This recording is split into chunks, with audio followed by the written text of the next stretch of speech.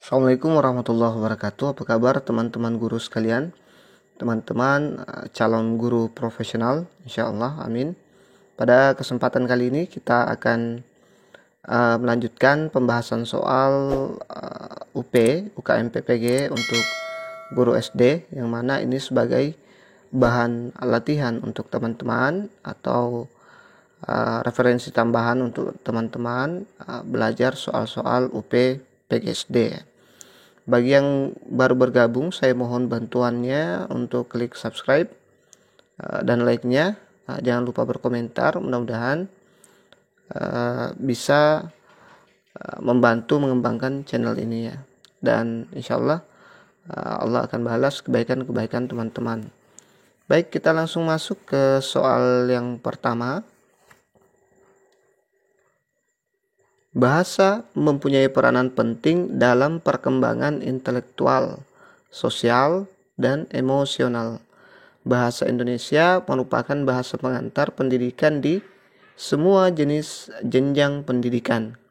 Di bawah ini, peran penting pembelajaran bahasa Indonesia di SD kecuali A. Sebagai sarana berpikir untuk menumbuh kembangkan cara berpikir logis, sistematis, dan kritis. B. Sebagai sarana mempercepat penguasaan ilmu pengetahuan dan teknologi.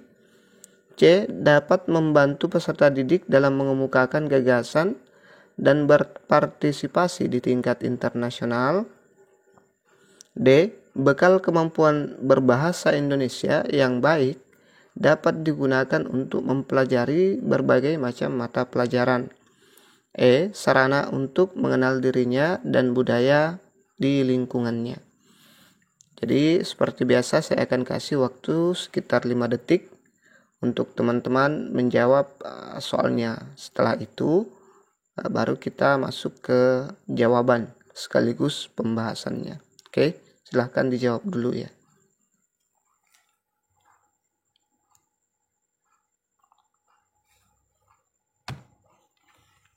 Baik, jadi jawaban yang tepat adalah option C ya. Dapat membantu peserta didik dalam mengemukakan gagasan dan berpartisipasi di tingkat internasional. Ini dia pembahasannya. Bahasa merupakan penunjang keberhasilan peserta didik dalam mempelajari semua bidang studi. Pembelajaran bahasa Indonesia di SD diharapkan membantu peserta didik dalam mengemukakan gagasan sampai dengan menggunakan kemampuan analitis dan imajinatif yang ada dalam dirinya, sehingga memudahkan dalam mempelajari dan menguasai mata pelajaran yang lain. Pembelajaran bahasa Indonesia di SD membekali peserta didik dalam berkomunikasi baik lisan maupun tertulis di lingkungan sekitarnya. Belum dapat digunakan untuk tingkat internasional karena bahasa Indonesia belum menjadi bahasa internasional. Kita lanjut ke soal berikutnya. Bacalah puisi berikut. Guruku Pahlawanku oleh Cindy Agustin. Sinar pagi yang cerah membuat aku bergegas untuk berangkat ke sekolah. Sungguh senang hari ini demi mendapat ilmu. Aku rela berjalan kaki untuk meraih suksesku. Gurulah yang memberiku ilmu, gurulah yang menyemangatiku, gurulah yang membimbingku. Tanpa ilmu aku tak akan sukses. Tidak ada guru, tidak ada pula ilmu. Terima kasih guru, kaulah guru terhebat bagiku. Kaulah pahlawanku, pahlawan tanpa tanda jasa. Jika suatu saat nanti aku sudah menjadi sepertimu, aku akan memberikan ilmu yang kau berikan kepadaku untuk mereka yang membutuhkanku. Guru, jasamu akan selalu kukenang. Oke, kita ke soal. Puisi di atas bertemakan tentang A. Pendidikan, B. Ilmu, C. Guru, D. Motivasi, E. Cita-cita.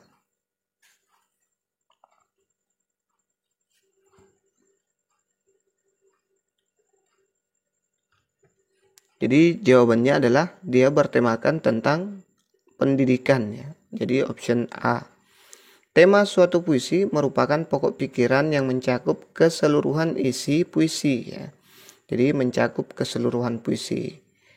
Puisi di atas menggambarkan seseorang yang sangat bersemangat untuk bersekolah dan mencari ilmu untuk mencapai cita-cita menjadi guru agar dapat berbagi ilmu. Secara umum, tema puisi Guruku Pahlawanku adalah pendidikan. Jadi dia bertemakan pendidikan ya, karena di sini juga dia menyebut di sini ada siswa, kemudian ada ilmu, kemudian ada guru ya. Jadi dia bertemakan pendidikan. Kemudian untuk menjawab soal-soal yang seperti ini, tips dari saya, jika melihat soal panjang seperti ini, jangan buang waktu teman untuk membaca seperti saya tadi ya. Itu sebenarnya kesalahan fatal. Kita terlalu banyak menghabiskan waktu, membuang waktu di membaca wacana soal. Jadi kalau ketemu soal seperti ini, sebaiknya kita menggunakan teknik skimming atau scanning saja ya. Tidak usah dibaca secara keseluruhan. Ini saya baca semua agar teman-teman bisa paham ya, bisa mudah mengerti apa kira-kira jawabannya ya. Oke, kita lanjut ke soal berikutnya.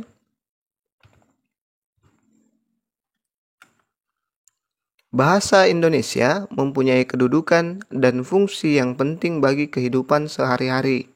Oleh karena itu, sasaran pembelajaran bahasa Indonesia di SD adalah peserta didik terampil dalam berbahasa Indonesia. Dengan kata lain, mampu berkomunikasi secara efektif, baik lisan maupun tertulis. Berdasarkan hal tersebut, rumusan yang tidak terkait dengan tujuan pembelajaran bahasa Indonesia di SD adalah A.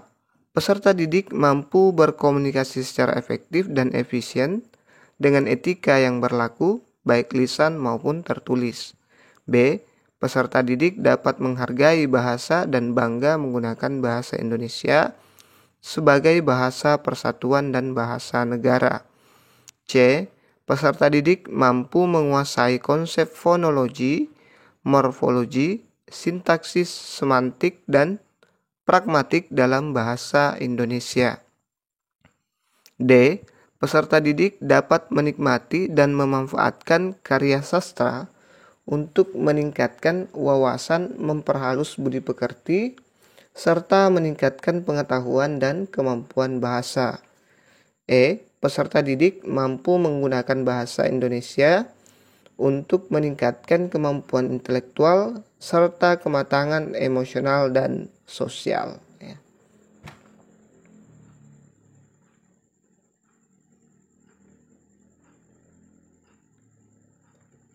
Jadi jawaban yang tepat adalah option C. Peserta didik mampu menguasai konsep fonologi, morfologi, sintaksis, semantik, dan pragmatik dalam bahasa Indonesia. Tujuan, ini dia pembahasannya.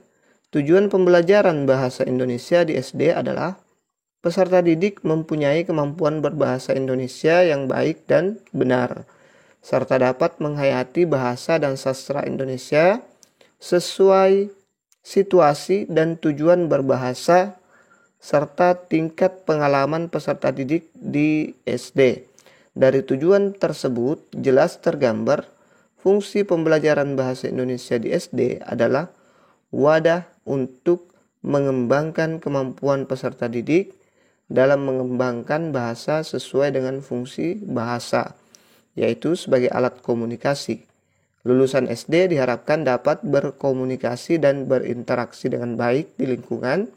Konsep-konsep dan teori-teori kebahasaan belum dapat diberikan untuk peserta didik usia SD. Jadi untuk peserta didik usia SD itu belum mampu ya, belum dapat, karena di SD itu lebih cenderung bagaimana bisa berkomunikasi dan baik secara lisan maupun secara tertulis. Jadi belum bisa diajarkan tentang fonologi, morfologi, sintaksis, semantik, dan pragmatik ya. Itu untuk kelas atas. Bahkan Ini semua bisa dibahas nanti pada saat mereka kuliah ya, atau minimal SMA baru bisa bahas yang tingkat-tingkat tinggi yang seperti ini ya. Baik, kita lanjut ke soal berikutnya. Ini ada sebuah cerita, nanti soalnya ada di bawah. Jadi teman-teman kalau menemukan soal seperti ini, teman-teman latihan scanning dan skimming ya. Jangan baca soalnya, karena kalau dibaca semua ini paling sedikit paling cepat kita membacanya itu 1 menit. Itu pun atau 1 menit setengah. Itu pun kadang kalau kita baca terlalu cepat itu malah tidak fokus ya, malah susah nangkap apa maksud dari bacaan yang panjang ini. Tapi untuk di sini saya tidak apa-apa bacakan dulu biar teman-teman nanti bisa menjawab soalnya ya. Oke, karena di sini kita latihan ya. Dengar saja atau baca saja pelan-pelan. Nanti jangan baca seperti saya ya. Jadi teman-teman nanti jangan baca seperti saya pada saat ujian ya. Oke, dengan cepat kehebatan serunting menyebar luas hingga ke negeri seberang. Kabar tentang kehebatan si pahit lidah pun terdengar oleh si empat mata, yaitu pendekar yang mempunyai kesaktian mandraguna di negeri India. Karena merasa kesaktiannya tersaingi oleh si pahit lidah, ia pun memutuskan untuk pergi ke Sumatera dan menantang si pahit lidah bertarung untuk menentukan siapakah yang paling kuat di antara mereka. Sesampainya di Sumatera, ia pun mencari dan bertemu dengan si pahit lidah. Pertarungan pun tak bisa terelakkan lagi. Mereka berdua bertarung dengan mengeluarkan segala kesaktian yang dimilikinya. Namun setelah beberapa hari bertarung, mereka berdua masih saja imbang. Tidak ada yang menang ataupun kalah. Tiba-tiba di tengah pertarungan mereka, tibalah tetua kampung untuk memberikan solusi agar mereka bisa menentukan siapakah yang paling hebat di antara mereka. Tetua kampung itu menantang mereka berdua untuk memakan buah aren yang telah dibawa oleh tetua kampung, yang sebelumnya tanpa sepengetahuan mereka telah diberi racun yang sangat mematikan. Karena kesombongan mereka pun menerima tantangan itu. Si pahit lidah mendapat giliran yang pertama. Ia berpikir bahwa ia tidak akan apa-apa kalau hanya memakan buah aren saja. Itu adalah tantangan yang sangat mudah. Maka segera ia memakan buah aren itu. Tidak lama setelah ia memakan buah aren itu, ia pun terkapar dan mati seketika. Mengetahui saingannya mati, si empat mata merasa bahwa kini tidak ada lagi yang bisa menyaingi kekuatannya. Ia pun segera mengambil buah aren sisa si pahit lidah dan memakannya. Namun nasib yang sama menghampirinya. Ia pun mati terkapar setelah memakan buah itu. Jasad mereka berdua pun dimakamkan di Ranau oleh masyarakat sekitar. Kini di kampung itu tidak ada lagi orang yang kuat yang berperilaku sombong dan berbuat semaunya untuk menyakiti masyarakat. Dan masyarakat pun kembali hidup damai setelah kepergian si pahit lidah dan si empat mata untuk selamanya. Oke, sekarang kita beralih ke soalnya. Saya yakin teman-teman bisa tangkap dengan jelas di mana teman-teman bisa baca, bisa juga dengar dari saya. Tapi jangan gunakan gaya ini nanti pada saat ujian ya. Kita saja memakan 3 menit loh untuk membaca ini. Oke, kita ke soalnya. Pepatah yang tepat untuk menggambarkan cerita di atas adalah A. Nasi sudah menjadi bubur. B. Sedia payung sebelum hujan. C. Di atas langit masih ada langit. D. Hiduplah seperti ilmu padi. E. Sepandai-pandainya tupai melompat akan jatuh jua. Silahkan dijawab.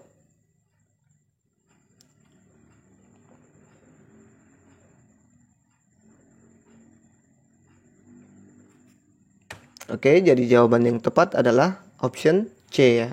Di atas langit masih ada langit.